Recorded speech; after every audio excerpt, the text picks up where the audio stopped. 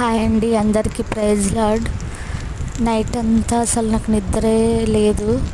ఎందుకంటే నైట్ 1:30కి మా ఆత్మీయ తల్లిగారు పాముకుంటలో నిద్రించారని ఫోన్ వచ్చేసరికి అసలు నేను ఒకలాగా అయిపోయాను.